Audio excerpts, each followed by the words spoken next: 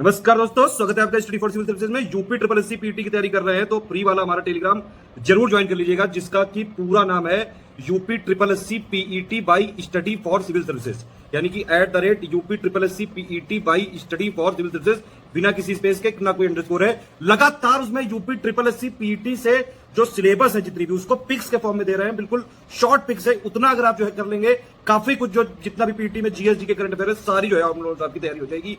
उसी में test series का भी लिंक मिलेगा, क्विज भी उसी में चालू कर दी है। लगातार उसको फॉलो करके रखिए, लगातार आपके लिए लगे हुए हैं, आप देख रहे होंगे। उस ग्रुप की लिंक वीडियो के डिस्क्रिप्शन में दी हुई है, जो हमारा डिस्क्रिप्शन में है उसी से ज्वाइन करिएगा। वीडियो के जो डिस्क्रिप्शन में लिंक दी हुई है उसी से ज्वाइन करिएगा, या फिर ये वाला ग्रुप है, देख लीजिए ध्यान से। टेलीग्राम में ये लिख के सर्च करना है UP triple SC PET by study for civil services, बिना किसी स्पेस के। ये वाला ग्रुप है, अपना ध्यान रखिएगा। ये वाला दूसरा कोई चैनल है, इसको ज्वाइन कर सकते हैं आप चाहें तो। ये वाला हमारा मेन चैनल। इंस्टाग्राम में ये हमारा पेज फॉलो कर लीजिएगा, स्टडी फॉर सिविल .सर्विसेज। इसमें स्टोरी हाईलाइट, ये जो हाईलाइट हो प्लस पोस्ट जरूर देखते रहिए। सारे क्वेश्चन अटेम्प्ट करिए और स्कोर अपना जरूर कमेंट करके बताइए कितने आपके क्वेश्चन सही हो रहे हैं। दोस्तों, आप सारे व्यूअर्स का बहुत बहुत स्वागत है। एक बार फिर से मॉक टेस्ट नंबर 9 करेंगे यहाँ पर हम लोग यूपी ट्रिपल एससी पीईटी के लिए। जीएस के सेक्शन से शुरुआत करेंगे। मैं चाहता हूँ कि जो भी आप टाइम इन्वेस्ट कर रहे हैं इस वीडियो को देखने में, आपका मैक्सिमम फायदा हो। ऐसे तो यहाँ 100 क्वेश्चन डिस्कस करेंगे, लेकिन बीच बीच में मैं क्वेश्चन जो आपसे पूछता जाऊंगा हर स्लाइड में, उसको भी आंसर करने की कोशिश करिएगा। कमेंट में अगर नहीं भी करते हैं तो एटलीस्ट उसको तैयार करिएगा फैक्ट को। जैसे पहला सवाल है यहाँ पर, अनंगपाल प्रथम ने 8वीं शताब्दी ईस्वी में तोमर वंश की स्थापना की थी। सही है। तोमर वंश के संस्थापक का नाम अगर पूछा जाएगा तो वो है अनंगपाल प्रथम।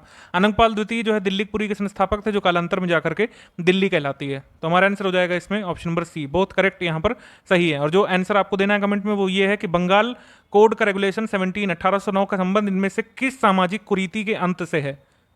हमारा अगला सवाल है, कर्पूर मंजरी, काव्य मीमांसा और बाल रामायण जो है इनमें से किसकी प्रसिद्ध रचनाएं हैं। तो ये रचनाएं हैं आपकी राजशेखर की, ऑप्शन नंबर डी। आप हमको ये कमेंट करके बताइए जल्दी से कि भारत स्त्री महामंडल की स्थापना कहाँ पर हुई थी। उसके अलावा और भी कुछ फैक्ट्स लिखे हुए हैं। रात तरंगिनी जो है ये कल्लड़ की है। जयदेव की गीत गोविंदम है, जो ऑप्शन में था। भास्कराचार्य ने खगोल विज्ञान पर एक पुस्तक लिखी थी जिसका नाम है सिद्धांत शिरोमणि। ठीक है। अगला हमारा सवाल यहाँ पर इक्तादारी सिस्टम और उससे रिलेटेड भूमि के बारे में है। तो इक्ता की भूमि क्या होती थी? लैंड असाइन कर दी जाती थी इक्तादारों को पेमेंट के तौर पर, जो वो सर्विस देते थे। आप ये भी कमेंट करके बताइए कि इक्तादार के जो रोल होते थे, क्या उसमें मिलिट्री सर्विसेज शामिल होती थी? ठीक है, मिलिट्री सर्विसेज और एडमिनिस्ट्रेटिव सर्विसेज क्या दोनों शामिल होती थी, कोई एक होती थी, किस तरीके से होता था? ठीक है। बहरहाल इस क्वेश्चन में पूछा जा रहा है कि इनमें से बताना है आपको कौन से करेक्ट स्टेटमेंट है इक्ता, लैंड और इनाम भूमि के बारे में। इनाम क्या है? धार्मिक नेताओं को, उलेमाओं को सौंप दी जाती थी। ठीक है, आंसर हो जाएगा इसमें सी, दोनों सही है। इक्तादारी और मनसबदारी में जो बेसिक डिफरेंस है, वो पद के वंशानुगत होने का भी हम लोग कह सकते हैं, क्योंकि वंशानुगत जो है मनसबदारी कभी नहीं रही, मेरिट बेसिस पर रही है। हालांकि कुछ शासकों ने इक्तादारी को वंशानुगत बनाया था। जो सवाल आपके लिए इस स्लाइड में वो ये है कि सर्वप्रथम दयानंद एंग्लो वैदिक कॉलेज कहाँ पर खोला गया था। ठीक है। हमारा अगला सवाल क्वेश्चन नंबर 4, इसमें पवनखिंड की लड़ाई जो है दिया हुआ है कि हुई थी 1660 में। सही है। उसके बाद दिया हुआ है पुरंदर की लड़ाई हुई थी 1665 में। सिंहगढ़ की लड़ाई जो हुई थी 1670 में। और संगमनेर की लड़ाई हुई थी आपकी यहाँ पर 1679 में। 1679 में जो संगमनेर का युद्ध हुआ था या लड़ाई हुई थी, इसको शिवाजी का अंतिम बैटल हम लोग मानते हैं। ठीक, शिवाजी की अंतिम लड़ाई थी। तो ये जो है हुई थी 1679 में, ना कि 1680 में। तो हमारा ये वाला सही हो गया, क्योंकि इसमें गलत को आपको चुनना था। आप हमको ये कमेंट करके बताइए कि जो किशोरियों का पोषण सुनिश्चित करने के लिए जो सबला योजना आई थी, ये किस वर्ष में आई थी। आप कमेंट करके बताइए। आपके सामने ऑप्शन है 2010, 2011, 2009 और 2014। आगे बढ़ते हैं हम लोग। अब इन घटनाओं का आपको कालानुक्रमिक क्रम में लगाना है। पुर्तगाली उपनिवेशवाद के संबंध में घटनाएं हैं। गोवा को जो है कैपिटल डिक्लेयर किया गया था पोर्टुगीज की, सबसे पहले ये हुआ था। दीव का दमन किया गया था। और बॉम्बे को इंग्लिश को हैंडओवर कर दिया था जब शादी वादी हुई थी, दहेज में दिया गया था। ये सब आपने पढ़ा होगा किसी न किसी बुक में। आसान सा क्वेश्चन था, इसका आंसर हो जाएगा 1 2 3। तीनों घटनाएं एक के बाद एक हुई थी। और बायलाडीला की खाने जो है किस खनिज के लिए प्रसिद्ध है, ये भी बताइए। और किस स्टेट में आपको मिलेगी बायलाडीला की खाने, ये आप कमेंट करके बताइए। अब ये पोर्टुगीज इवेंट कब कब हुए थे, ये भी यहाँ पर लिखा हुआ है। 1530, 1535, 1611। इंडिया हाउस के संदर्भ में सही कथन का चयन करना है। इसकी शुरुआत जो है श्यामजी कृष्ण वर्मा ने की थी। ठीक है, सही है ये। उसके बाद वी.डी. सावरकर और भीकाजी कामा जैसे क्रांतिकारी इंडिया हाउस से जुड़ गए थे। इंडिया हाउस की स्थापना कहाँ पे हुई थी, ये शायद हम पूछ चुके हैं पिछले वीडियोस में। इसमें आपको आसानी से पता चल जाएगा कि दोनों स्टेटमेंट सही हो रहे हैं। वी.डी. सावरकर का एक संगठन हुआ करता था, हम लोग कह सकते हैं अभिनव भारत करके। उसका एक सदस्य हुआ करता था जिसने प्लेग कमिश्नर रैंड की हत्या कर दी थी। आपको उस क्रांतिकारी का नाम बताना है जिसने प्लेग कमिश्नर रैंड की हत्या की। ये तो सरल सा था। ये आप बताइए कमेंट करके कि एएमटी जैक्सन की हत्या किसने की थी। अगला सवाल है, उन्हें देशद्रोही गतिविधियों के आरोप में मांडले जेल भेजा जा चुका था। लॉर्ड हार्डिंग ने उन्हें खतरनाक साजिश करता कहा था। 1928 में साइमन कमीशन के विरोध में उन्होंने अपनी जान गंवाई थी। हम किस क्रांतिवीर के बारे में बात कर रहे हैं? हम लोग बात कर रहे हैं option number C, Punjab Kesari Lala Lajpat Rai के बारे में, ऑप्शन नंबर सी। अच्छा, यहाँ पर आपके लिए सवाल है कि नेशनल एल्यूमिनियम कंपनी इस समय कहाँ पर स्थित है? एटलीस्ट स्टेट का नाम आप कमेंट करके बताएंगे। हमारा अगला सवाल, निम्नलिखित में से किस प्रांत में भारत सरकार अधिनियम या फिर भारत शासन अधिनियम 1935 के तहत द्विसदनीय व्यवस्था की शुरुआत की गई थी? तो ये बंगाल में भी आया था, बॉम्बे में भी आया था, मद्रास प्रेसिडेंसी में, बिहार में, असम में। तो हमारा आंसर हो जाएगा इसमें D, all of the above. आपको कमेंट करना है कि कैगा पावर प्लांट जो है ये किस स्टेट में है। सुभाष चंद्र बोस ने सिंगापुर से आजाद हिंद सरकार और भारतीय राष्ट्रीय सेना के गठन की घोषणा की थी। उस समय सिंगापुर किसके द्वारा नियंत्रित हो रहा था? तो आपको पता होगा कि जापानीज वहां पर थे। ऑप्शन नंबर बी यहाँ पर सही है। ठीक है, तो यहीं से दिल्ली चलो का नारा दिया गया था। अब ये सिंदरी जो है क्या वो उर्वरक कारखानों के लिए प्रसिद्ध है? डालमिया नगर क्या सीमेंट के लिए? नरवा पहाड़ क्या माइका के लिए? दहेज क्या प्राकृतिक गैस के लिए? आपका टोटल सवाल इसमें है कि कौन सा सही ढंग से इसमें मेल नहीं खाता है, कौन सा सही ढंग से मेल नहीं खाता है आपको बताना है। नगर और उद्योग में इसका आंसर आप कमेंट करके बताइए। और ये जो है नगर किस किस राज्यों में है ये भी एक बार देख लीजिएगा आप। हमारा अगला प्रश्न है कि निम्नलिखित में से किस संगठन ने भारत छोड़ो आंदोलन का समर्थन नहीं किया था? Did not support the quit India movement. Quit India movement का समर्थन मुस्लिम लीग ने नहीं किया, कम्युनिस्ट पार्टी ने नहीं किया और हिंदू महासभा ने भी नहीं किया था। तो हमारा आंसर हो जाएगा इसमें ऑप्शन नंबर डी, इन तीनों ने सपोर्ट नहीं किया था। ठीक, आपको कमेंट करके बताना है कि भारत का पहला जियो थर्मल इलेक्ट्रिक पावर प्लांट किस राज्य में खोला गया था। उसके बाद India state of forest report 2019 वाली चल रही है, 2021 वाली दिसंबर में आएगी, तब तक हमको यही पढ़ना है। इसमें उत्तर प्रदेश का जो टोटल फॉरेस्ट कवर है जोग्राफिकल एरिया का 6.15% है। ये रट लीजिएगा, डायरेक्ट फिगर आ सकता है एक क्वेश्चन में। ठीक, आगे सभी यूपीपीएससी के एग्जाम के लिए। फिर बाद में लिखा हुआ है कि सर्वाधिक बांस धारक वाले राज्य, यानी जहां पर बांस का एरिया सबसे ज्यादा है, वो सबसे पहला महाराष्ट्र है, सबसे पहला मध्य प्रदेश, सॉरी, फिर महाराष्ट्र, फिर अरुणाचल प्रदेश है। अगर आप खाली मध्य प्रदेश भी याद रखते हैं तो मेरे हिसाब से इतना एग्जाम के लिए हमारे लिए काफी होगा। हमारे क्वेश्चन का आंसर हो जाएगा इसमें सी, 1 and 2 बोथ करेक्ट। ठीक है, 1 and 2 बोथ करेक्ट। अफगानिस्तान एक लैंडलॉक्ड कंट्री है, आपको बताना है कि कौन सा देश उसको नहीं घेरता है। तो अगर आप मैप में जाकर देखेंगे, तजिकिस्तान घेर रहा है, उज्बेकिस्तान, तुर्कमेनिस्तान घेर रहा है, लेकिन किर्गिस्तान जो है इसको नहीं शेयर कर रहा है इससे बाउंड्री। हमारा आंसर हो जाएगा ऑप्शन नंबर डी। आपको बताना है कि दाभोल ताप विद्युत संयंत्र किस राज्य में है। एल्बिडो से आपको बताना है, एल्बिडो पीछे पूछा भी जा चुका है प्रीवियस ईयर में। तो विकिरण की डैश मात्रा को पृथ्वी का एल्बिडो बोलते हैं। तो जो भी परावर्तित होती है, रिफ्लेक्टेड, उसको बोलते हैं हम albedo. Option number A. Local time किसी जगह का 8 बज रहा है वहां पर सुबह, और ग्रीनविक मीन टाइम हो रहा है पूर्वान्ह 5 AM, मतलब 8 AM हो रहा है एक जगह पर, और ग्रीनविक का जो मीन टाइम दिखा रहा है वो दिखा रहा है 5 AM। आपको बताना है कि लॉन्गिट्यूड क्या है प्लेस का। ठीक है, 1 घंटे का फर्क होता है तो 15 डिग्री का फर्क आता है। अगर आपको पता है तो आप इसमें सॉल्व कर लेंगे। इसका आंसर हो जाएगा आपका 45 degree east, option number B. ये क्वेश्चन सेंसस से है और आपके काफी सारे फैक्ट क्लियर कर देगा ये सवाल। सबसे कम जनसंख्या वाला जिला राज्य आपको पूछा है, तो ये सही मिला हुआ है। सबसे कम जनसंख्या वाला राज्य सिक्किम है सेंसस 2011 के हिसाब से। लोवेस्ट सेक्स रेशियो जो है हरियाणा में है, ये सभी को पता रहता है, ऊपर की चीज़ें। अब अंदर की चीज़ें, सबसे कम साक्षरता दर वाला जो राज्य है ये गलत दिया हुआ है, यहाँ पर आना चाहिए बिहार, जबकि दिया हुआ है झारखंड, तो ये वाला गलत हो गया। सबसे कम जनसंख्या घनत्व वाला राज्य जो है वो आ जाएगा आपका अरुणाचल प्रदेश, ना कि मेघालय। तो ये दोनों रॉन्ग हो गए, फर्स्ट 2 करेक्ट। हमारा आंसर हो जाएगा option number A, 1 and 2 both correct. अगला सवाल है, वित्त मंत्री जी ने हाल ही में नेशनल इंफ्रास्ट्रक्चर पाइपलाइन के लिए एक ऑनलाइन डैशबोर्ड लॉन्च किया है। इस डैशबोर्ड को किसके द्वारा होस्ट किया जा रहा है आपको बताना है। तो ये डैशबोर्ड होस्ट किया जा रहा है इंडिया इन्वेस्टमेंट ग्रिड के द्वारा, option number India investment grid के द्वारा, ऑप्शन नंबर बी यहाँ पर सही है। अच्छा, नेशनल इंफ्रास्ट्रक्चर पाइपलाइन जो है इसका ड्यूरेशन आप कमेंट करके बताइए कितनी है। ये अगर आपने हमारा वीडियो देखा होगा इकोनॉमिक सर्वे का, तो उसमें आपने देखा होगा कब से कब तक है इसकी ड्यूरेशन। निम्नलिखित में से कौन से कानून जो है कोड ऑन वेजेस 2019 द्वारा प्रतिस्थापित कर दिए गए हैं, यानी कि जो कोड ऑन वेजेस आया था 2019 का, उनको मतलब इस कानून ने कितने पुराने कानूनों को रिप्लेस किया, ये आपको सिंपली पूछा है। तो मजदूरी भुगतान अधिनियम 1936 को इससे रिप्लेस किया है, न्यूनतम मजदूरी अधिनियम 1948 को, बोनस भुगतान अधिनियम को, समान पारिश्रमिक अधिनियम को भी इसने अपने में समाहित कर लिया है। तो हमारा आंसर हो जाएगा इसमें ऑप्शन नंबर डी। ये क्वेश्चन आप देखें, इसमें निम्नलिखित योजनाओं घटनाओं को कालानुक्रमिक क्रम में लगाना है। जो योजना पहले लॉन्च की गई है उसको पहले रखना है। ठीक, ऐसा नहीं हो सकता कि आपको सारी योजनाओं की डेट याद हो, लेकिन अगर किन्हीं 2 का भी याद है तो आपका काम बन जाएगा। जैसे ऑप्शन दिए हुए हैं, अगर आपको किन्हीं 2 का मालूम है, जैसे प्रधानमंत्री जन धन योजना आई थी 2014 में, अगस्त में हमने खाता खुलवाया था। ठीक, तो हमको याद है 2014 हो गया। यहाँ पर मुद्रा योजना 2015 में आई थी। ठीक है, तो आपको यहाँ पर इंश्योर कर लेना है कि 1 के बाद 3 जरूर आएगा। जहाँ पर 1 के बाद 3 नहीं आ रहा है वो आप काट देंगे। तो इस तरीके से आप अपने आंसर तक इजीली पहुंच सकते हैं। हमारा आंसर हो जाएगा इसमें ऑप्शन नंबर बी। अब देखिए, बड़ा क्वेश्चन है, ये ऐसा एग्जाम में नहीं आएगा, लेकिन ऐसा हो सकता है इनमें से कोई भी योजना की डेट आपसे पूछ सकते हैं। काफ़ी महत्वपूर्ण योजनाएं हैं जो इस स्लाइड में दिखाई जा रही हैं, आप इसका स्क्रीनशॉट जरूर ले लीजिएगा। ठीक है, आधार इनेबल्ड पेमेंट सिस्टम किसके द्वारा विकसित किया गया है। तो आधार सक्षम भुगतान प्रणाली विकसित की गई है national payment corporation of India, यानी कि NPCI के द्वारा, ऑप्शन नंबर ए।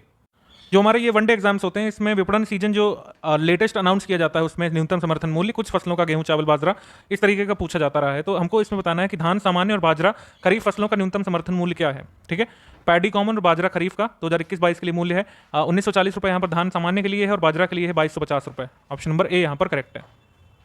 हमारा अगला सवाल है, संविधान का अनुच्छेद 3 संसद को अधिकृत करता है क्या करने के लिए। पहला है किसी भी राज्य से क्षेत्र को अलग करके एक नया राज्य बनाने के लिए करता है। ठीक है, increase the area of state ये भी लिखा हुआ है और alter the name of the state ये भी लिखा हुआ है। तो कुल मिलाकर हमारा आंसर हो जाएगा ऑप्शन नंबर डी। तीनों ही चीज़ें जो है अधिकृत करता है अनुच्छेद 3।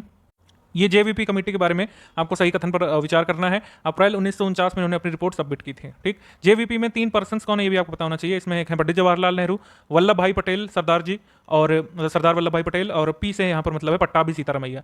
तो इसमें 3 लोग थे। इसमें फॉर्मली रिजेक्ट किया गया था कि भाषाई आधार पर स्टेट ना बनाया जाए। हालांकि पोट्टी श्रीरामुलु ने आत्महत्या कर ली, फिर आप जानते हैं कि भाषाई आधार पर पहला राज्य बन गया था आंध्र प्रदेश। तो हमारा आंसर हो जाएगा इसमें ऑप्शन नंबर सी।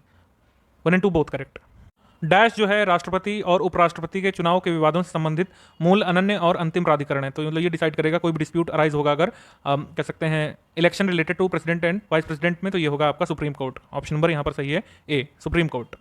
अभी कुछ न्यायालयों में चीफ जस्टिस बदले हैं तो उसके संबंध में क्वेश्चन है। वैसे इतना डीप में आने की वैसे संभावना नहीं है, खैर हम देख लेते हैं as a purpose of revision. Uttarakhand में राघवेंद्र सिंह चौहान है मुख्य न्यायाधीश, गुवाहाटी में सुधांशु धूलिया है, केरल में एस मणिकुमार है और मद्रास में संजीव बनर्जी हैं। तो हमारा आंसर हो जाएगा इसमें option number A. Uttar Pradesh में कौन है इस समय एक्टिंग जो है चीफ जस्टिस काम कर रहे हैं, क्या आप उनका नाम कमेंट करके बताएंगे। अगला सवाल है, 1957 में राष्ट्रीय विकास परिषद एनडीसी ने सामुदायिक विकास कार्यक्रम के कामकाज को देखने के लिए एक कमेटी का सृजन किया था। उसकी अध्यक्षता किसने की थी। कम्युनिटी डेवलपमेंट प्रोग्राम की एनालिसिस करने के लिए बलवंत राय समिति की अध्यक्षता में ये कमेटी बनी थी। ऑप्शन नंबर ए यहाँ पर सही है। कम्युनिटी डेवलपमेंट प्रोग्राम जो है ये किस ईयर में आया था, ये आप हमको कमेंट करके बताइए। ज्योग्राफी से रिलेटेड क्वेश्चन, पृथ्वी पर गुरुत्वाकर्षण के कारण त्वरण यानी कि एक्सेलरेशन ड्यू टू ग्रेविटी का मान भूमध्य रेखा पर सबसे अधिक होता है लिखा हुआ है, जबकि यहाँ पर होना चाहिए सबसे कम होता है, ध्रुवों पर अधिक होता है। तो उल्टा लिखा हुआ है, पहला स्टेटमेंट हो गया रॉन्ग। उसके बाद है कि किसी व्यक्ति का भार भूमध्य रेखा पर अधिक होता है, ध्रुवों पर कम होता है, ये भी उल्टा लिखा हुआ है, ये भी हो गया रॉन्ग। हमारा आंसर हो जाएगा ऑप्शन नंबर डी, दोनों ही गलत है। हमारा अगला सवाल है, सड़क से नीचे जाने वाली ट्रक में समान गति से यात्रा करने वाली कार की तुलना में डैश ऊर्जा अधिक होती है, मतलब डैश ऊर्जा होती है क्योंकि ट्रक का द्रव्यमान कार के द्रव्यमान से अधिक होता है। ट्रक मूव कर रही डाउन द रोड और जो है उसकी काइनेटिक एनर्जी अधिक होगी। ऑप्शन नंबर ए, गतिज ऊर्जा अधिक होगी। ये आपका साइंस रिलेटेड क्वेश्चन, इसमें खनिज और जो धातुओं से संबंधित जो टेबल है जो हमने साइंस लिस्टिंग में करवाई है उससे है ये कि पायरोस्लाइट और रोडोक्रोसाइट ये किसके अयस्क हैं। तो ये दोनों अयस्क हैं मैंगनीज के। आप हमको ये कमेंट करके बताएंगे कि ये जो मतलब धातु है मैंगनीज, इसके सर्वाधिक भंडार जो है यानी कि रिजर्व जो है भारत के किस स्टेट में पाए जाते हैं। हमारा अगला सवाल है कि निम्नलिखित में से कौन सा कथन सही है। विटामिन B12 का रासायनिक नाम जो है वो नियासिन है। B3 का एक्चुअली दिया हुआ है यहाँ पर दिया हुआ है कि B3 का रासायनिक नाम नियासिन है, सही दिया हुआ है। उसके बाद दिया हुआ है कि शरीर में नियासिन की कमी से एनीमिया हो जाता है। एनीमिया एक्चुअली B12 की कमी से होता है। ठीक है, जो रोग होता है आपका नियासिन की कमी से, उसको हम लोग बोलते हैं पेलाग्रा। ये आ चुका है पेपर में, पेलाग्रा होता है नियासिन की कमी से। तो ये हम यहाँ पर हमारा पहला स्टेटमेंट सही है, सेकंड रॉन्ग है। अगला सवाल है कि निम्नलिखित में से कौन सा कथन वॉशिंग सोडा के उपयोग के बारे में सही है। कागज उद्योग में यह प्रयुक्त होता है, सही है। उसके बाद है कि पानी की स्थायी कठोरता को दूर करने में प्रयोग किया जाता है, ये भी सही है। और विभिन्न सोडियम यौगिकों के निर्माण में कच्चे माल के रूप में काम करता है, ये भी सही है। हमारा आंसर हो जाएगा डी, ऑप्शन नंबर डी। यहाँ से हिंदी क्वेश्चन शुरू होंगे। इनमें से कौन सा सही है। राशि के नाम जो है इसमें लिखा हुआ है पुरलिंग होते हैं। ठीक है, एक्चुअली लिखा हुआ है कि स्त्रीलिंग होते हैं, जबकि यहाँ पर होना चाहिए पुरलिंग। जितनी भी राशियाँ आप ले लीजिए, चाहे वो सिंह हो, कुंभ हो, मीन हो, वो कहलाएगी आपकी राशियां सारी स्त्रीलिंग होती हैं। ठीक है, तो आंसर हो जाएगा इसमें आपका पहला वाला स्टेटमेंट करेक्ट। शिशु शब्द जो है पुल्लिंग होता है यहाँ पर लिखा हुआ है, जबकि गलत है। शिशु जो है डिसाइड नहीं होता है इसमें जेंडर, क्योंकि शिशु तो यहाँ पर बालक भी हो सकता है और बालिका भी हो सकती है, यानी मेल फीमेल कोई भी शिशु हो सकता है। जैसे इंग्लिश में इन्फेंट वर्ड में हम डिसाइड नहीं कर पाते कि गर्ल है कि बॉय है, वैसे ही शिशु जो है इसका जेंडर डिसाइड नहीं होता है। तो इसको कह देना कि पुल्लिंग है गलत होता है, ये वाला सही है। राशियाँ जो है स्त्रीलिंग होती हैं, तो हमारा आंसर हो जाएगा वन ओनली। यहाँ पर कुछ ऐसे शब्दों की लिस्ट दी हुई है जिनमें आप स्त्रीलिंग पुल्लिंग वाक्य प्रयोग के दौरान ही पहचान सकते हैं। ठीक है, इनमें शब्द के तौर पर आप जेंडर नहीं डिसाइड कर सकते, क्योंकि प्रधानमंत्री महिला पुरुष दोनों हो सकते हैं, मुख्यमंत्री महिला पुरुष दोनों हो सकते हैं। ठीक है, प्रोफेसर महिला पुरुष दोनों हो सकते हैं। इसमें से सही अर्थ बताने वाला कौन सा युग्म जो है अशुद्ध है, आपको बताना है।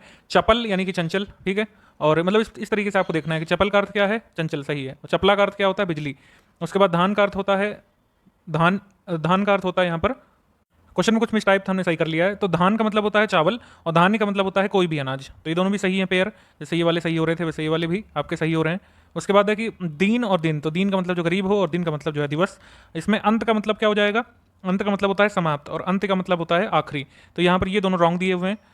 उल्टे दिए हुए हैं, तो हमारा आंसर हो जाएगा इसमें ऑप्शन नंबर डी, ये अशुद्ध विकल्प डी वाला। जबानी जमा खर्च करने मुहावरे का अर्थ क्या होता है? तो इसका मतलब होता है गप्पे लड़ाना, ऑप्शन नंबर ए। अगला हमारा दिया हुआ है क्वेश्चन, लोकोक्ति और उसके अर्थ के संबंध में कौन सा विकल्प गलत है? 8 कनौजिए 9 दूल्हे, तो मतलब फूट होना सही। कौन रप होए हमें कहानी, अपने काम से मतलब रखना सही। चुपड़ी और दो यानी लाभ पर लाभ होना। पढ़े पर गुने नहीं, इसका मतलब होता है अनुभवहीन होना। यहाँ पर लिखा हुआ है अनुभवी होना, इस वजह से गलत है, ये हमारे क्वेश्चन का आंसर हो गया ऑप्शन नंबर डी। इनमें से आपको अशुद्ध वाक्य का चयन करना है, तो इसमें शुद्ध वाले छांट लेते हैं। वह बिल्कुल बात नहीं करना चाहती थी, सही। इस समय आपकी अवस्था 60 वर्ष की है, सही। और अवस्था या उम्र दोनों लिख देंगे, दोनों ही सही है। वाह कितना सुंदर दृश्य है भी सही, लेकिन उससे ये काम संभव नहीं हो सकता, ये गलत है, ठीक। उससे ये काम नहीं हो सकता, ये सही होगा। संभव वर्ड यहाँ पर एक्स्ट्रा लगा हुआ है, हमारा आंसर हो जाएगा इसमें ऑप्शन नंबर डी करेक्ट है। इसमें फ्रेजल वर्ब है कॉल फॉर, इसके लिए अप्रोप्रिएट जो मीनिंग है वो क्या निकलेगा? कॉल फॉर का मतलब होता है डिमांड, ऑप्शन नंबर बी। अब इसमें आपको बताना है which of the following is not a synonym, ठीक है। नॉट अ सिनोनिम यानी कि जितने सिनोनिम है उसको छांट लेंगे। सैगेशियस वर्ड का क्या मतलब होता है? चालाक, दक्ष, प्रवीण, जिसको इंग्लिश में बोलते हैं। वाइस यहाँ पर सही हो जाएगा, क्लेवर यहाँ पर सही हो जाएगा, इंटेलिजेंट भी सही हो जाएगा। लेकिन एम्बेकाइल का मतलब होता है स्टूपिड, तो ये वाला इसका एंटोनिम यानी कि विलोम हो रहा है। अब इसमें आप पढ़िए हमेशा की तरह, और इसमें मैं आंसर बताने जा रहा हूँ, आप पॉज करके इसका आंसर कर सकते हैं। तो चलिए हम आंसर बताने जा रहे हैं, आप अपना अटेम्प्ट कर लिया होगा आपने क्वेश्चन। इसमें पहला सवाल पूछ रहे हैं कि फर्स्ट लेवल क्या है वेस्ट और वेस्ट वाटर को मैनेज करने का। तो यहाँ पर आप देख पा रहे होंगे कि 3 लेवल बताए गए हैं। उसमें सबसे पहला है कि reduction of waste and waste water at the source, तो यहाँ पर हमारा आंसर हो जाएगा ऑप्शन नंबर सी। काफ़ी सरल सा क्वेश्चन है, पूरा पैसेज पढ़ के आपको समझ में आ गया होगा कि इसकी सेंट्रल थीम क्या है। सेंट्रल थीम है इसकी waste management, option number D. Decentralized का यहाँ पर क्या मतलब है? डिसेंट्रलाइज्ड का यहाँ पर मतलब है redistributed, option number D. Pangong Tso झील जो है पूरे साल भर पिछले साल चर्चा में रही थी, तो आपको बताना ये कहाँ पर स्थित है और कैसे पानी की झील है, ठीक है। लद्दाख में खारे पानी की झील है, option number C. The summoning of parliament is specified in which article, तो संसद को आहूत करना जो है आर्टिकल नंबर 85 में गिवन है, ऑप्शन नंबर बी। अब निम्नलिखित में से कौन सा युग में आपका गलत सुमेलित है, आपको बताना है। तो 1960 में ये जो है गुजरात सृजित हुआ था, सही। 1966 में हरियाणा, और 75 में सिक्किम, लेकिन इसका सृजन जो है उत्तराखंड का हुआ था 9 नवंबर वर्ष 2000 में, तो ये वाला जो है गलत सुमेलित है, आपका आंसर हो गया ऑप्शन नंबर डी। यूनिसेफ का मुख्यालय जो है न्यूयॉर्क में है, सही। संयुक्त राष्ट्र सुरक्षा परिषद जिसकी अध्यक्षता भी भारत ने ग्रहण की है, इसका हेडक्वार्टर भी आपका न्यूयॉर्क में है, ना कि वाशिंगटन में, तो ये वाला रॉन्ग हो गया। अंतर्राष्ट्रीय मुद्रा कोष का हेडक्वार्टर वाशिंगटन डीसी में है, सही। और विश्व स्वास्थ्य संगठन का जिनेवा में है, ये भी सही। तो हमारे क्वेश्चन का आंसर हो गया ऑप्शन नंबर बी। अब कुछ स्थल हैं जैसे शांतिवन जहां पर जवाहरलाल नेहरू का अंतिम संस्कार किया गया था, उसके बाद शक्ति स्थल जहां पर इंदिरा गांधी का अंतिम संस्कार किया गया था, गांधी सदन जहां महात्मा गांधी की हत्या हुई थी। तो हमारा आंसर हो जाएगा इसमें डी, ये सभी सही सुमेलित हैं। भारत में मानवता की अमूर्त सांस्कृतिक विरासत की यूनेस्को की प्रतिनिधि सूची में कुंभ मेले को कब शामिल किया गया था? तो कुंभ मेले को शामिल किया गया था 2017 में, ऑप्शन नंबर ए। कुछ जो इंटेंजिबल कल्चरल हेरिटेज जो ह्यूमैनिटी के इंडिया में वो कब कब शामिल किए गए थे यहाँ पर लिखा हुआ है, जैसे योगा नवरोज जो है 2016 में, कुंभ मेला 2017 में, बुद्धिस्ट चैंटिंग ऑफ लद्दाख 2012 में, और रामलीला वैदिक चैंटिंग कोटैयम ये 2012 में। Institute of crop processing technology in India ये कहाँ पर है? तो यह है आपका तंजावुर में, ऑप्शन नंबर ए। इसमें बताना है आपको पंडित रविशंकर को कौन कौन से अवार्ड जो हैं दिए जा चुके हैं। भारत रत्न मिल चुका है, रेमन मैग्सेसे मिल चुका है, ग्रैमी और कालिदास, ये सारे सम्मानों से अलंकृत हैं Pandit Ravishankar, option number D यहाँ पर सही है। Which of the following Nobel laureates were born in India but had different citizenships, तो मतलब नोबेल पुरस्कार विजेता जो है भारत में पैदा हुए थे, नागरिकता उनकी अलग थी। हरगोविंद खुराना की नागरिकता अलग, सुब्रमण्यम चंद्रशेखर की भी, और आपकी वेंकट रमण राधाकृष्णन की भी, सभी की नागरिकता अलग अलग थी, ऑप्शन नंबर डी यहाँ पर सही है। तो इसमें जितने भी नोबेल लॉरिएट्स हैं उनके नाम लिखे हुए हैं और वो किस किस देश की नागरिकता लिए हुए थे। हरगोविंद खुराना यूएस के, और एस चंद्रशेखर ये भी यूएस के, और वेंकट रमन श्री रामकृष्णन ये यूनाइटेड स्टेट्स यूनाइटेड किंगडम की सिटीजनशिप लिए हुए। अभिजीत बनर्जी ये यूएस से, ठीक। 2022 एशियन गेम्स का आदर्श वाक्य यानी कि मोटो क्या है? तो मोटो है heart to heart future, heart to heart future. आप ये कमेंट करके बताइए कि एशियन गेम्स कहाँ पर होने 2022 के, किस कंट्री में। यहाँ पर वीडियो को आपको पॉज करना है और इस गद्यांश को पढ़ना है, मैं पढ़ने में टाइम वेस्ट नहीं करूँगा वरना वीडियो लंबा हो जाएगा। यहाँ से आप इसको पॉज कर सकते हैं और फिर मैं इसका आंसर आपको बताने जा रहा हूँ। पहला हमारा सवाल यहाँ पर, पुंडलिक के माता पिता क्या काम करते थे? पैराग्राफ को अगर आपने ध्यान से पढ़ा होगा तो यहाँ पर आपको मिल जाएगा माँ बाप मजदूर थे, तो पुंडलिक के माँ बाप क्या काम करते थे? मजदूरी का, ऑप्शन नंबर सी। भग्न शब्द का पर्यायवाची आपको चुनना है। भग्नावशेष अगर आपने पढ़ा होगा हमारे वीडियो से तो आपको पता होगा भग्न का मतलब होता है जीर्ण शीर्ण, ऑप्शन नंबर सी। बाकी भग्न शब्द के और भी पर्यायवाची दिए हुए हैं, जीर्ण शीर्ण, ध्वस्त, खंडित, टूटा फूटा, पराजित, हारा हुआ। अर्जुन को दिखने वाली पक्षी की आंख की तरह ही पुंडलिक के माता पिता को क्या दिखता था? यहाँ पर आप स्पॉट कर पा रहे होंगे, अर्जुन को दिखने वाली पक्षी की आंख की तरह ही उनको दिखता था पुंडलिक की स्कूल और पढ़ाई, तो पुंडलिक की स्कूल और पढ़ाई इसका आंसर हो जाएगा ऑप्शन नंबर सी। पुंडलिक का माथा क्यों बन बनाने लगा? ठीक है, ये आपको बताना है। तो उसका माथा तब बन बनाने लगा जब उसकी बनाई हुई चीज़ों को वो तोड़ने फोड़ने लगे, तो ऑप्शन नंबर यहाँ पर डी सही है। मिट्टी को देखते ही उसके हाथ सनसनाने लगते थे, किसके लिए किया गया है? ठीक है, तो मिट्टी के देखते हुए पुंडलिक के हाथ सनसनाने लगते थे, इसका आंसर हो जाएगा सी। एक फिर से पैराग्राफ है, 66 से 70 नंबर सवाल हम इस पैराग्राफ के बल पे करेंगे, इसको पढ़ के करेंगे। तो आप वीडियो को पॉज कर सकते हैं, पूरा पढ़ लीजिए 5-10 सेकंड, और फिर इसमें हम आंसर करते हैं। समाज के कमजोर वर्गों के बच्चे जो कुपोषित हैं उनमें से एक छोटा सा प्रतिशत ही कितने वर्ष की संतोषजनक शिक्षा पूरी कर पाता है? तो आपको इस पैराग्राफ की 4th लाइन मिल जाएगा, 8 वर्ष की संतोषजनक शिक्षा ही पूरी कर पाता है। तो इसका आंसर हो जाएगा ऑप्शन नंबर ए, 8। अगला सवाल सरल सा है, इसमें पहले ही लाइन में आपको मिल जाएगा कि शिक्षा किसी भी राष्ट्र के विकास और समृद्धि की सबसे महत्वपूर्ण तत्व है। तो इसका आंसर हो जाएगा शिक्षा, ऑप्शन नंबर डी। भारत में कितने लोग ऐसे हैं जो शिक्षित नहीं हैं? तो पैराग्राफ के अनुसार जो है 35 करोड़ लोग ऐसे हैं जो शिक्षित नहीं है। तो इसका आंसर हो जाएगा ऑप्शन नंबर ए। अगला सवाल है, लाखों बच्चे आजीवन गरीबी में रहने के लिए क्यों मजबूर हुए हैं? तो इस पैराग्राफ के अनुसार आजीवन गरीबी में रहने के लिए मजबूर इसलिए हुए हैं क्योंकि शिक्षित ना हो पाने की वजह से रोजगार परक योग्यता का अभाव है, ऑप्शन नंबर सी। उसके बाद अगला यहाँ पर दिया हुआ है, गद्यांश का उचित शीर्षक क्या होगा? तो ऑब्वियसली बिना कोई जो है देखे समझे आप कह सकते हैं कि शिक्षा का महत्व, इसका आंसर हो जाएगा ऑप्शन नंबर डी। अब इसमें एक वर्ड प्ले टाइप का क्वेश्चन है, जीके रीजनिंग मिक्स। अगर 46वें सीजेआई जो रंजन गोगोई थे, तो हमको बताना है कौन सा पेयर इनसे मैच खाता है। तो हम लोग कह सकते हैं कि आपके 48वें जो है सीजेआई जो इस समय है एनवी रमन, वो ये सही सुमेलित है। ठीक, बाकी अगर ना समझ में आया तो ये यहाँ पर दिया हुआ है। 43वें थे तीरथ सिंह ठाकुर, 45वें श्री दीपक मिश्रा, 44वें जगदीश सिंह खेहर, 47वें शरद अरविंद बोबड़े थे। उसके बाद आए हैं यहाँ पर जस्टिस एनवी रमन। अगले में हमको बताना है कि हाल ही में विश्व आर्थिक मंच ग्लोबल इकोनॉमिक फोरम द्वारा ग्लोबल रिस्क रिपोर्ट का कौन सा संस्करण जारी किया गया है? तो जारी किया गया है 16वां संस्करण, ऑप्शन नंबर डी। ये क्वेश्चन काफी एक्सपेक्टेड है पेपर के लिए कि किस भारतीय शहर को 120 tree cities of the world में एक के रूप में चुना गया है। भारत का पहला ट्री सिटी ऑफ इंडिया आया है जो इस लिस्ट में शामिल हुआ है, tree cities of the world की लिस्ट में, वो है हैदराबाद। अच्छा, ये जो है ये क्यों मिलता है, ये आपको बता सकता है क्या इसका कारण है कि हैदराबाद को ये अवार्ड मिला है? अगला सवाल है कि भारत का पहला ग्रीन बॉन्ड किस नगर निगम ने जारी किया है?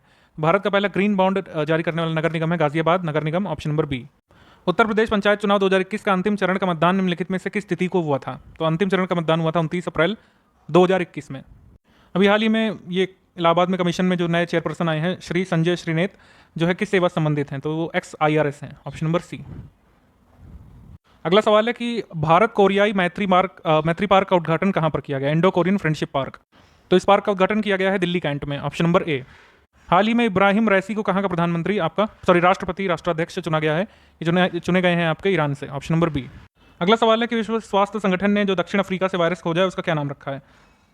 तो उसका नाम रखा है बीटा इन्होंने। ठीक है, ये CAPF के पेपर में भी ऐसा ही आया था। अल्फा वेरिएंट जो है यूके का है और डेल्टा वेरिएंट भारत का है, याद रखिएगा। गामा ब्राजील का है और बीटा दक्षिण अफ्रीका से ओरिजिनेट हुआ है। ठीक, रसराज पंडित जसराज नामक पुस्तक के लेखक का नाम आपको चुनना है। ये पुस्तक लिखी है सुनीता बुद्धिराजा ने, ऑप्शन नंबर डी।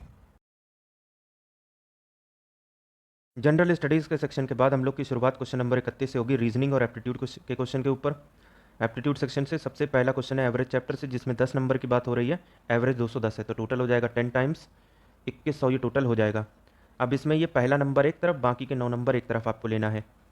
सब मिला के 2100 है, तो अगर पहला नंबर x है तो बाकी के 9 सब मिला के 2100 माइनस x हो जाएंगे। अब आगे कंडीशन ये दी है कि जो भी पहला नंबर है x, वो किसके बराबर है? 2/5 टाइम्स बाकी के 9 नंबरों के, ये चीज़ है। तो 5x is equal to 4200 minus 2x, तो 7x is equal to 4200, x बराबर 600। हमसे क्या पूछा है? फर्स्ट नंबर यानी x 600 डी। नेक्स्ट आते हैं 32 नंबर पर। किसी क्लास की बात हो रही है जिसमें 2 सेक्शन है, एक है y और दूसरा है z। y में 80 स्टूडेंट हैं और z में 70 स्टूडेंट हैं। एवरेज मार्क्स साइंस के एग्ज़ाम में दोनों सेक्शन में 90 हैं। एवरेज का यहाँ पे मतलब है कि ऑन एन एवरेज हर एक स्टूडेंट 90 नंबर ज़रूर लाया है दोनों सेक्शन में। इधर से भी हर एक 90, इधर से भी, तो यहाँ से टोटल हो गया 7200, यहाँ से टोटल हो गया 6300। तो टोटल मार्क्स आपको साइंस के सेक्शन में दोनों अलग अलग सेक्शन से पता चल गया YZ से। अब इन्हीं दोनों के टोटल का डिफरेंस आपसे पूछा जा रहा है। 7200-6300 के बीच में डिफरेंस है 900 का, डी।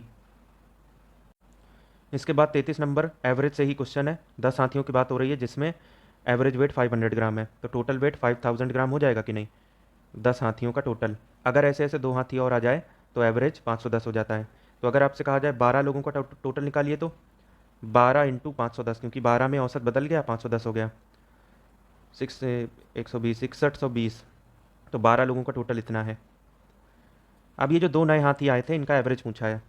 तो ये जो दो नए हाथी आए हैं इनका सम सबसे पहले निकालेंगे। 12 हाथियों का सम माइनस 10 हाथियों का सम, 6120 माइनस 5000, 1120। ये दो लोगों के लिए है तो हर एक का हो जाएगा divide by 2, 560 gram D. Next बात करेंगे 34 नंबर की। 10 लड़कों की बात हो रही है जिनके पास टोटल मिला के 410 रुपये थे पॉकेट मनी के रूप में। अब इनमें से हर एक लड़का यानी 10 के 10 लड़के क्या किए, 9 रुपये की एक पेंसिल मिल रही थी वो खरीद लिए। तो हर एक लड़के ने 9 रुपये दिए, तो 10 ने कितने दिए, 10 9 90। 410 रुपये थे, 90 खर्च हो गए, 320 अभी बच रहे हैं। तो ये 320 टोटल बच रहे हैं ना। हमसे पूछा जा रहा है एवरेज कितने बच रहे हैं, 10 से काट के 32 एवरेज बच रहा है बी। बात करेंगे 35 नंबर क्वेश्चन की। ये भी एवरेज का सवाल है। किसी बैट्समैन की बात हो रही है जिसकी कुछ एवरेज थी 18 पारियों में। तो अगर मान लीजिए उसकी एवरेज एक्स थी तो टोटल रन उसके कितने हो गए 18 पारियों में, 18 इंटू एक्स 18x। 19वीं पारी में उसने 90 रन और बनाए, तो इसी टोटल में 90 रन और जुड़ जाएंगे तो ये 19 पारियों का सम हो जाएगा। 19 पारियों का एवरेज कितना हो जाएगा, डिवाइड बाई 19।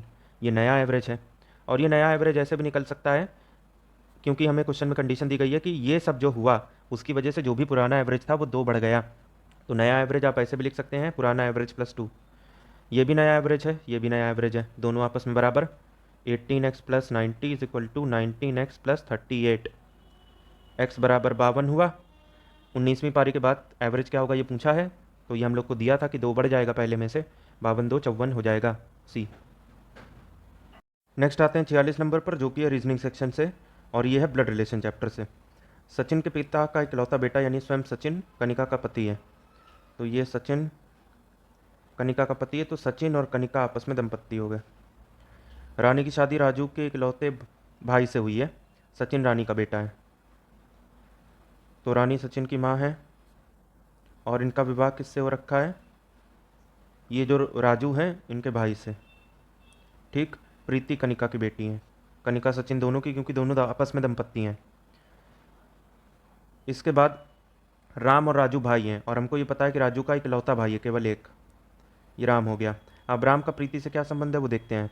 तो राम की अगर बात करें तो उनके बेटे का नाम सचिन है जिनकी बेटी का नाम प्रीति है, तो राम के हिसाब से प्रीति हो गई बेटे की बेटी, तो राम खुद क्या हो गए, दादा हो गए सी। इसके बाद 47 नंबर है कि राधा 9 दिन पहले मंदिर गई थी और सिर्फ थर्सडे को जाती हैं। तो आज कौन सा दिन है, तो ये थर्सडे, इससे 7 दिन पहले क्या रहा होगा, थर्सडे, और वो उसी दिन मंदिर गई हैं और जाती भी उसी दिन है ऐसा हमको दिया हुआ है।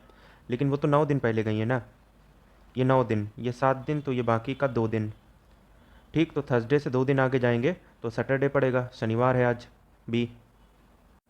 नेक्स्ट देखते हैं 48 नंबर। उसमें आपके सामने 2 स्टेटमेंट है ए और बी, और दोनों को अच्छे से कवर करने के बाद हमको ये देखना है कि चारों ऑप्शन में से क्या सेटिस्फाई हो रहा है। तो स्टेटमेंट ए में देखते हैं कि हाल ही में पेट्रोल का दाम बहुत ज़्यादा बढ़ गया है। बी में दिया हुआ है कि सरकार ने हाल ही में पेट्रोलियम प्रोडक्ट के ऊपर टैक्स बढ़ा दिया है। तो हम लोग ये देख पा रहे हैं कि सबसे पहले सरकार ने पेट्रोलियम प्रोडक्ट के ऊपर टैक्स बढ़ाया होगा, ये टैक्स बढ़ गया और टैक्स बढ़ने के परिणाम स्वरूप पेट्रोल के दाम बहुत ज़्यादा बढ़ गए।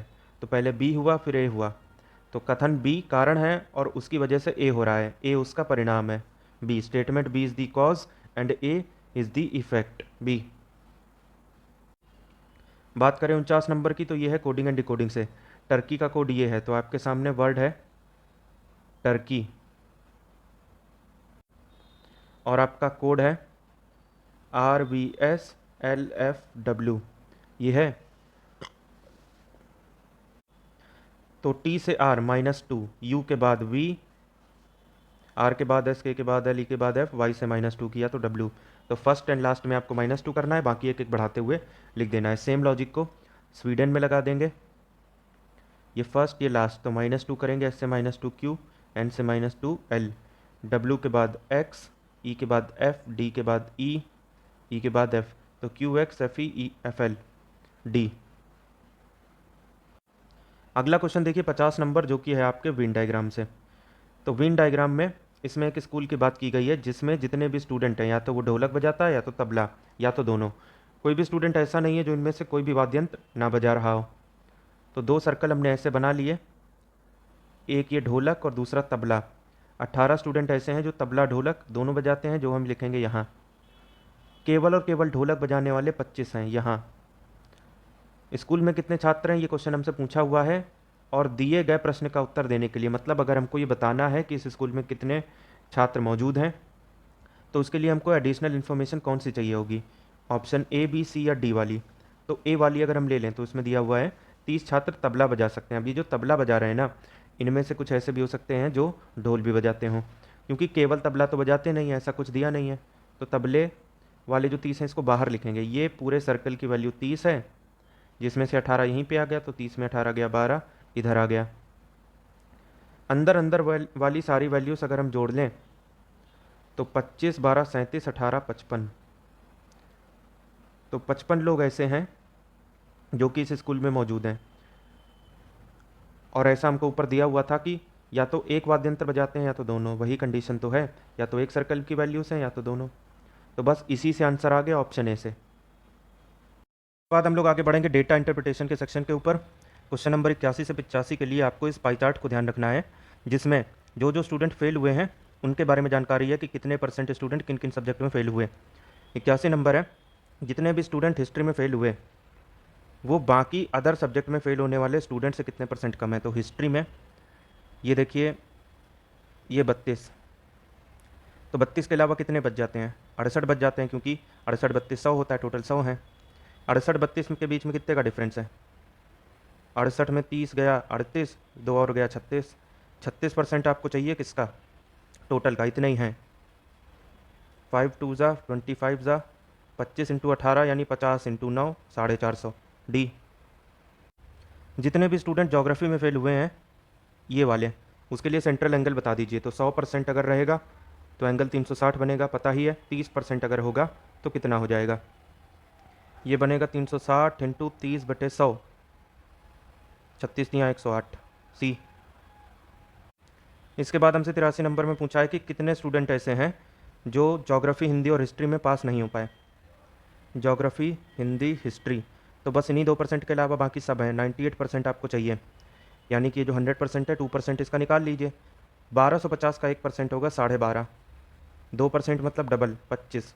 1250 माइनस 25 यानी 1225 ऐसे हैं जो इन सबों में फेल है। बी। इसके बाद 84 नंबर में हमसे कहा गया है कि जितने भी स्टूडेंट ज्योग्राफी में फेल हुए हैं वो कितने कम है उन स्टूडेंट से जो हिंदी में फेल हुए हैं। ये ज्योग्राफी और ये है हिंदी। 36-30 के बीच में कितने का फ़र्क है, 6% का। तो 6% आपको चाहिए 1250 का। 1% मतलब 12.5, 6 मतलब 6 टाइम्स। इसे आप 25 इंटू 3 लिख सकते हैं, जो कि 75 होता है। ए। नेक्स्ट बात करें 85 नंबर की, तो इसमें ऐसे स्टूडेंट का परसेंटेज चाहिए जो कि हिस्ट्री, हिंदी और अदर में फेल हुए हैं। हिस्ट्री, हिंदी और अदर, तो 36, 34, 70, 70%।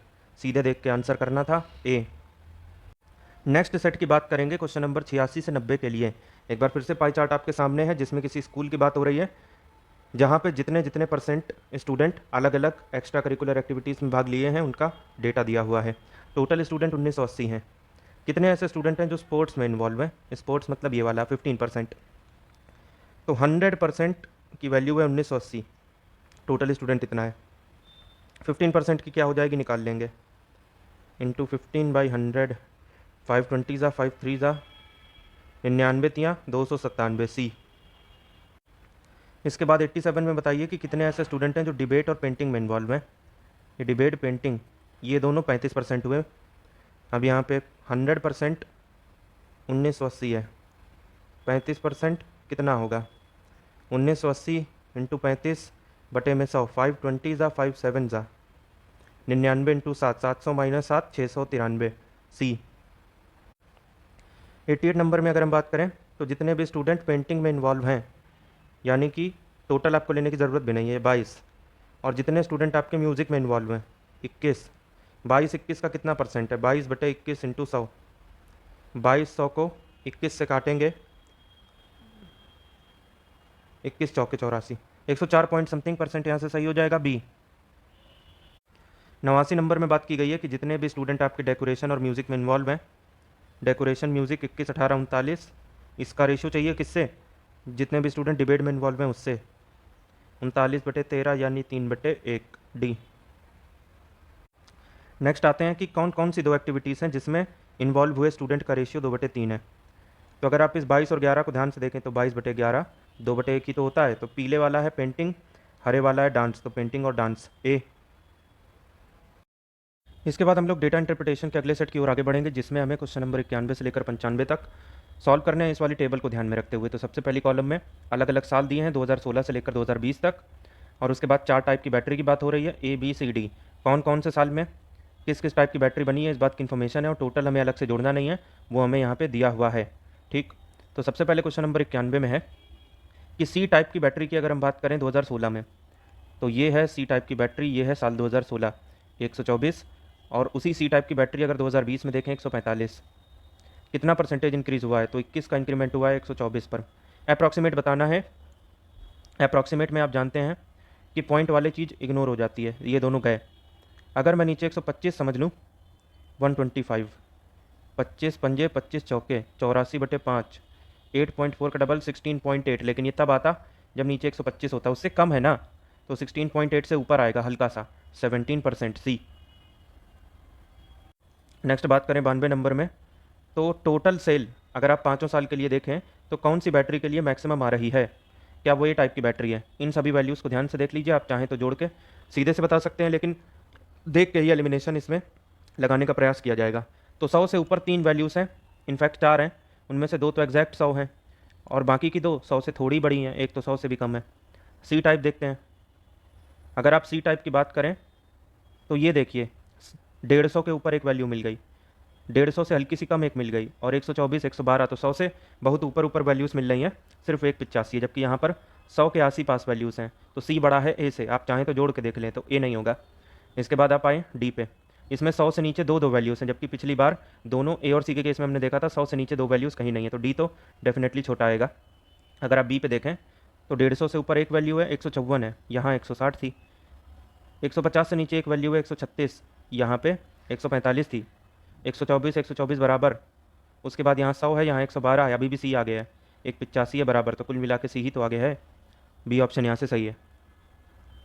नेक्स्ट देखते हैं 93 नंबर, इसमें डी टाइप की बैटरी की बात हो रही है, एक साल 2017 में ये 94 और दूसरा 2020 में ये है 85, 9 का डिफरेंस है और ये 1000 के मल्टीपल में है, तो 9 × 1000 9000, डी ऑप्शन यहाँ से सही है।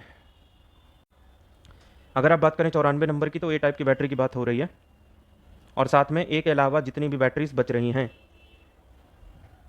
इनफैक्ट वो नहीं, ए वर्सेस टोटल किस साल मैक्सिमम था परसेंटेज वाइज, क्या वो साल 2016 में था, साल 2016 में ए 85, टोटल 475, तो 475 में 85। साल 2017 देखें तो 100 हो गया 442 पे, कहाँ 442 पे 100, कहाँ 475 पे 85, तो 2017 में मामला आगे है, मैक्सिमम पूछा है तो 16 इग्नोर। 18 बात करें 106 है 430 पे, तो कहाँ 442 पे 100, कहाँ 430 पे 106, तो पीछे छोड़ दिया ना, 2017 वाला भी इग्नोर हो गया। 19 बात करें अगर, तो ये 115 है, टोटल 475। अब ये बताइए 475 पे 115 ज़्यादा है कि 430 पे 106, तो 430 पे 106 ये ज़्यादा है, 19 भी इग्नोर हो गया, 2018 यहाँ से सही हो गया। इनमें से कौन सी ऐसे टाइप की बैटरी है जिसमें लगातार आपको डिक्रीमेंट देखने को मिला है, मतलब सेल लगातार डाउन हुई है 2016 से 2020, क्या वो ए टाइप की बैटरी है, तो 85 से 100 पहले ही बढ़ा हुआ मिल गया, फिर बढ़ा हुआ मिल गया, ये गलत, आपको थ्रू आउट डिक्रीमेंट चाहिए, ए नहीं होगा। क्या वो सी टाइप की बैटरी है, यहाँ डिक्रीमेंट, यहाँ बढ़ गया, सी भी इग्नोर। क्या वो बी टाइप की बैटरी है, 54 36 24 185 लगातार सेल डाउन हुई है, तो बस सी ऑप्शन यहाँ से सही है। आप डी वेरीफाई कर लें, 112 से 94 डिक्रीमेंट हुआ, लेकिन 94 से 115 बढ़ गया। नेक्स्ट सेट की बात करेंगे क्वेश्चन नंबर 96 से लेकर 100 तक के लिए। इसमें सबसे पहला कॉलम आपको विषय के बारे में जानकारी दे रहा है, सब्जेक्ट के बारे में, हिंदी इंग्लिश और एवरेज, और यहाँ पे कट ऑफ नंबर है, 50 नंबर का पेपर था, 40 से ऊपर जो लोग लाए हैं, 30 से ऊपर, 20 से ऊपर, 10 और उससे ऊपर, 0 और उससे ऊपर, इन सबों के नंबर दिए गए हैं कि 100 में से कितने स्टूडेंट हैं जिन्होंने ऐसा ऐसा परफॉर्म किया है। 96 नंबर की अगर हम बात करें तो डिफरेंस आपको निकालना है किसके बीच में, उन स्टूडेंट के बीच में जो 30 से ऊपर नंबर लाए हैं इंग्लिश में, तो 30 से ऊपर नंबर इंग्लिश में कितने लोग लाए हैं, 26, और उनके बीच में जिन्होंने 30 से ऊपर एग्रीगेट यानी टोटल में एवरेज में लाया है, तो 30 से ऊपर एवरेज में 32, 26-32 के बीच में डिफरेंस है 6 का, डी। नेक्स्ट आते हैं कि अगर हिंदी में आपको 60% के ऊपर नंबर चाहिए रहें हायर स्टडीज़ में जाने के लिए, तो 50 का 60% तो 30 है, तो हिंदी में आप देख लीजिए 30 से ऊपर लाने वाले कितने हैं, 37, तो बस ये जो 37 लोग हैं यही ऐसे लोग हैं जो हिंदी में ग्रेजुएशन कर पाएंगे, डी। 98 नंबर अगर हम बात करें तो आपको निकालना है परसेंटेज ऐसे स्टूडेंट का जो कम से कम 60% लाए हैं इंग्लिश में। 50 का 60% हुआ 30, 30 से ऊपर इंग्लिश में कितने लोग लाए हैं 26। किसके रेफरेंस में निकालना है, उन्हें स्टूडेंट के रेफरेंस में निकालना है जो कि एग्रीगेट में 40% लाए हैं। तो 50 का 40% हुआ 20, ये एग्रीगेट की बात यहाँ पे हो रही है। 20 और उससे ऊपर नंबर वाले 78, 26/78 1/3 33 पॉइंट समथिंग यानी अप्रॉक्सीमेटली 34%। बी ऑप्शन यहाँ से सही हो गया। 99 नंबर अगर हम बात करें तो ऐसे कितने स्टूडेंट हैं जो 40% से कम नंबर लाए हैं एग्रीगेट में, ये एग्रीगेट की बात यहाँ पे हो रही है। तो 40% 50 का हो गया 20, तो 20 और उससे ऊपर नंबर लाने वाले कितने लोग हैं, तो 20 और उससे ऊपर लाने वाले तो भाई 78 हैं।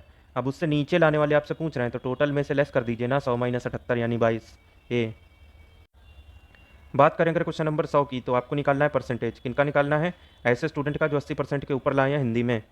तो 50 का 80% हो गया 40, 40 के ऊपर हिंदी में लाने वाले कितने हैं 14, और एग्रीगेट में 20% लाने वाले ये देख लीजिए, तो 20% हो गया 50 का 10, तो 10 के ऊपर लाने वाले आपके हैं एग्रीगेट में 92, तो 14/92 × 100,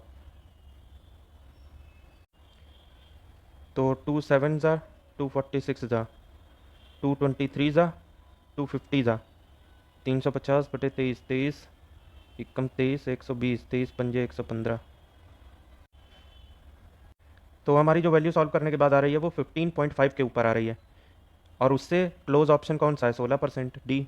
इस तरीके से आपने देखा क्वेश्चन नंबर 100 सॉल्व हो गया, जो ना सिर्फ इस डेटा सेट का बल्कि इस पूरे क्वेश्चन पेपर का भी आखिरी क्वेश्चन था।